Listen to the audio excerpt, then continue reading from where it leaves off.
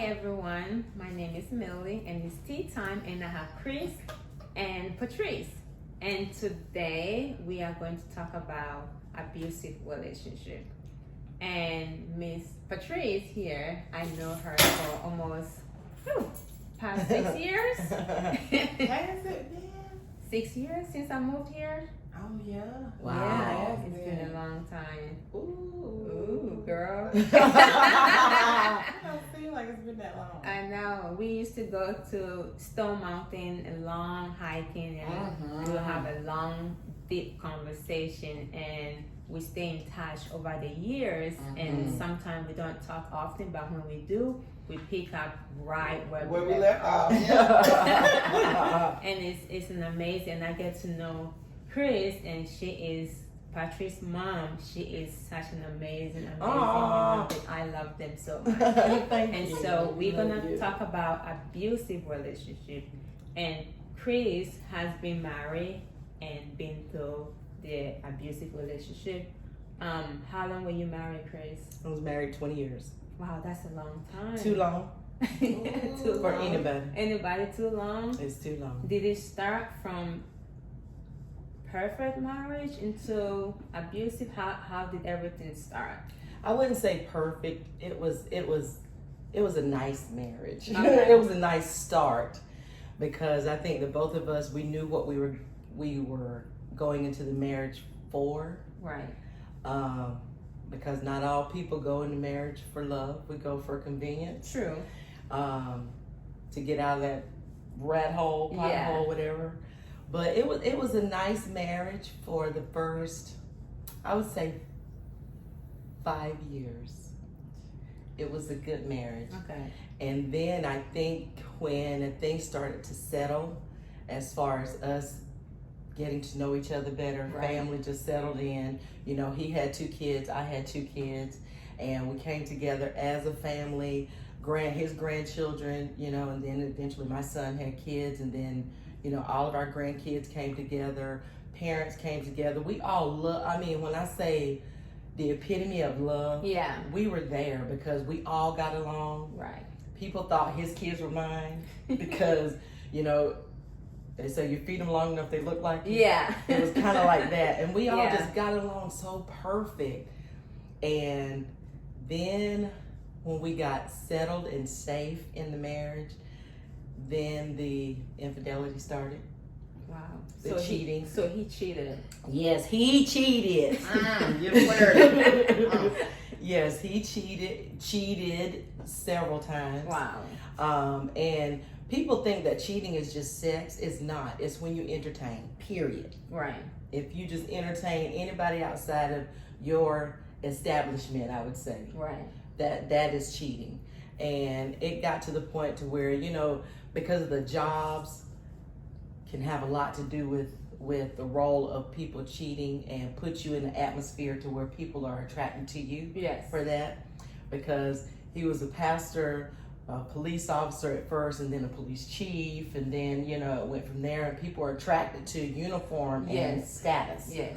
It's not so much as the person. And then when they are on the outside looking in and they see what you have and what you've established and how y'all are relatable, people try to mess that up. Yes. You know, because they want to know how'd you get there. They want a taste of it or whatever. You know, and so it just started from there, and entertaining women, and you know, then it became sexual.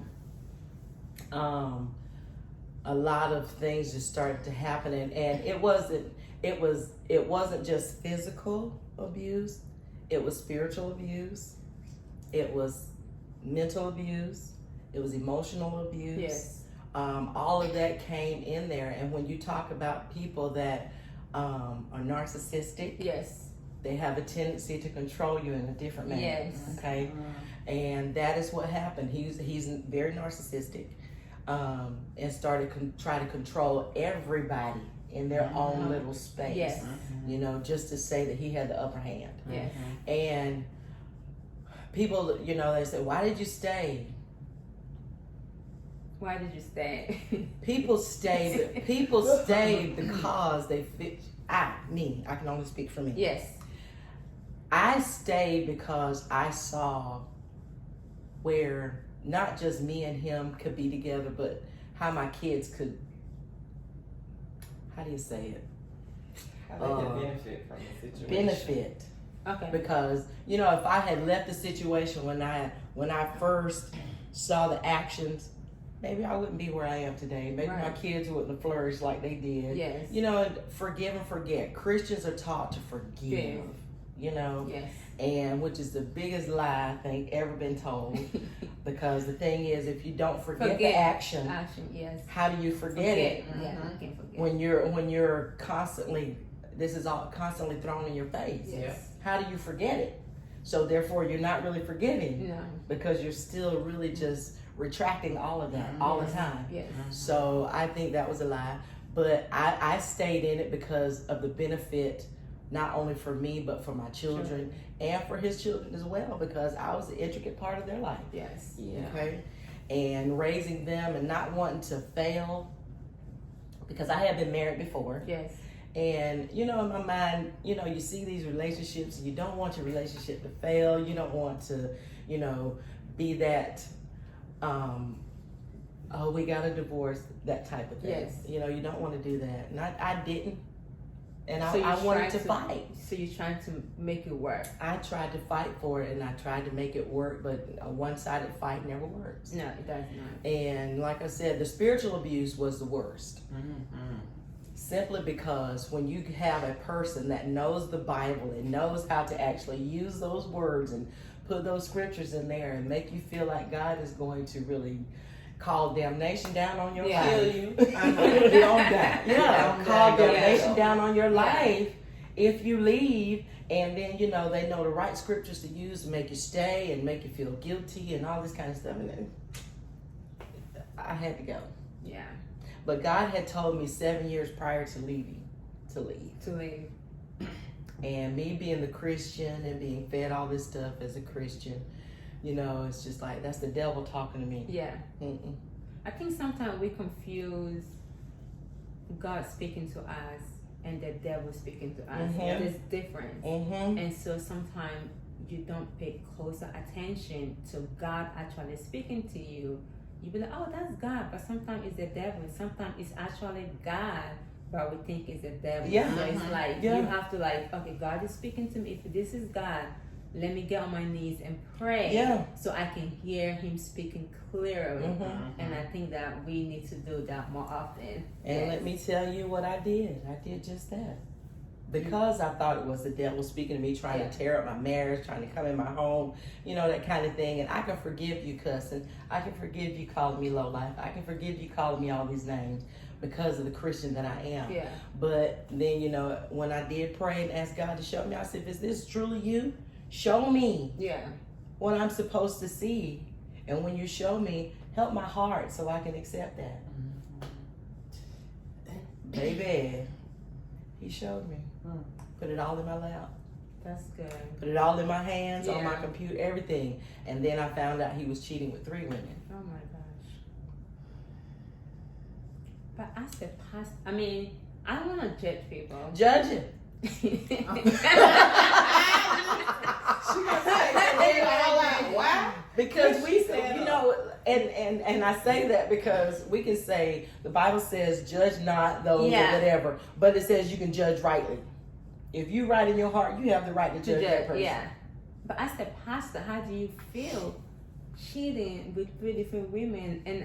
And as a woman, how do you feel comfortable knowing that this person has a wife and children at home?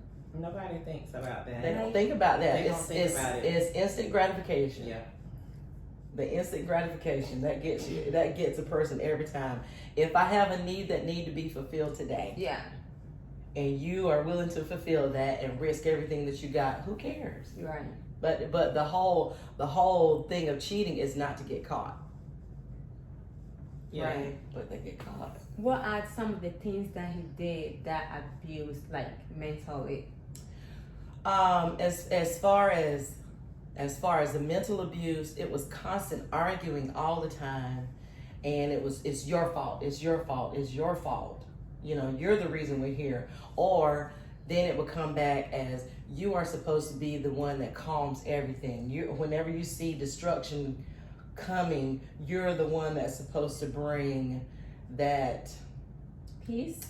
Yeah, you're supposed to bring peace to the storm. Why? If I'm in the storm.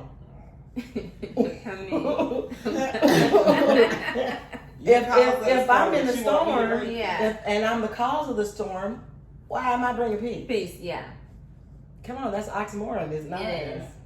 So it was just constantly like that. And then, you know, the stress of my job, because I was a social worker, terrible. First I was working at the prison. That was bad enough. Yeah. You know, and then him accusing me of having sex with inmates, or him accusing me of going off from my job and I'm meeting men, but all along it was him. He was him doing that. Yeah. I think they kind of like tend the tables. Yeah, because that's to keep you on the low. Yeah, basically keep your mindset, keep you beat down. Right. Basically, and that's what he was doing. He would beat me down with words, and I just got tired. I got tired of fighting, and eventually, it's not submission.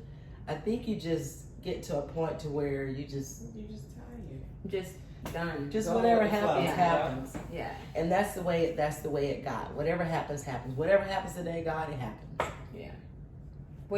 Did it get to a point where you were like, God, you were upset with God that he could have, you know, given you all the signs that it's a wrong marriage for you? No, I felt it was the right marriage, because when God spoke to me, when I was single, God spoke to me. He said, you will meet a man with a heart like Paul. And I did not understand that. I did not understand that in the Bible. I'm reading about Paul. Who was Paul? What did Paul do? You know, what is his background like? You know, and it was a person that was transformed. Yeah.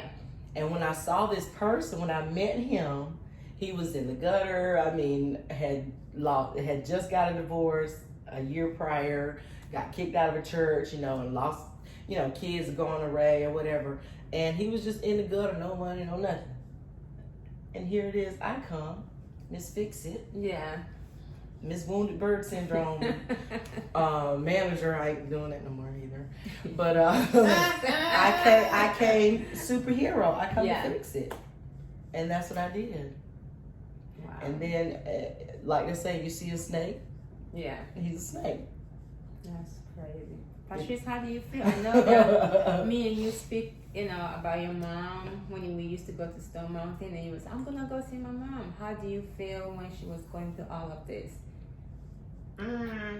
At first, I didn't know. Well, we didn't know for years that she was dealing with this situation, because it always looked perfect. It always looked nice, on the inside, But the little bit that we could see, he couldn't hide it, you know, like being rude to her, you know, saying what he felt in the rudest way, or ignoring her, like that kind of stuff bothered me, because I was like, you know, we see this person at church, but then when we get home, we see somebody totally different. Yeah. Who is this? Yeah. Mom, how you deal with that? Right. Yeah. And I would ask her all the time. My brother would ask, you know, like, because my brother was raised in the home with him. I lived in Florida with my other side of the family, but it would be a shock to me, because in my mind, a pastor is supposed to act a certain way. True. At home and at church, but the beast that we got at home was totally different from the person we saw at church.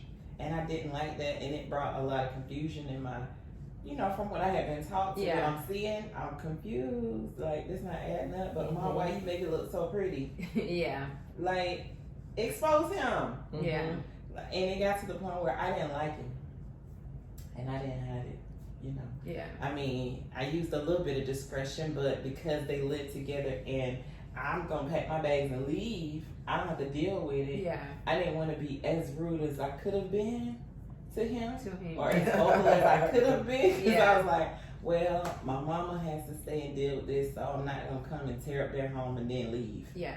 So a lot of times I would stay quiet, but after a while I was like, Mom, I hate him. I don't know why you love him, but I'm going to be quiet. But I ain't going to be quiet for long. Yeah. And then it got to the point where she was like, tell him how you feel.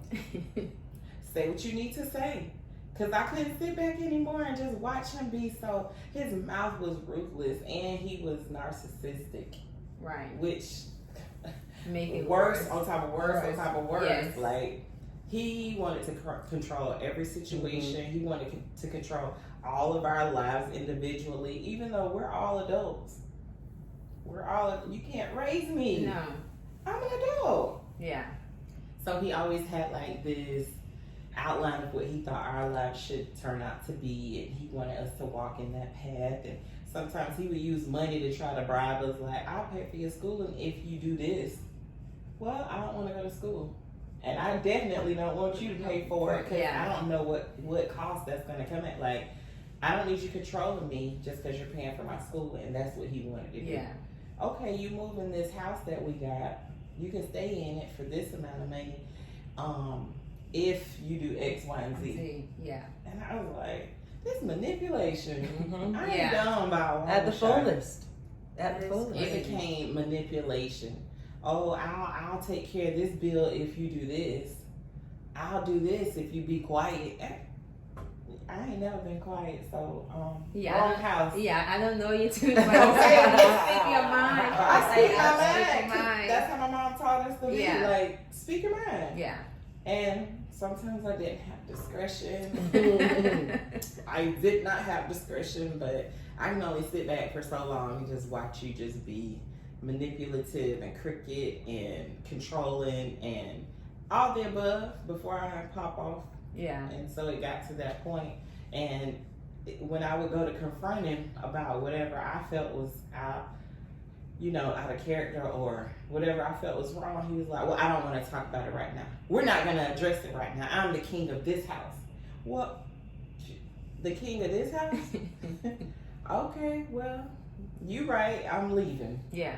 And that's how it got, for a certain amount of years. But then when everything was exposed and I came back, honey, I was rude.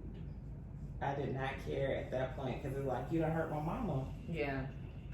You done hurt my mom. She a good woman. I ain't saying she perfect, but she has not done anything to cause you to do what you done to treat her like this.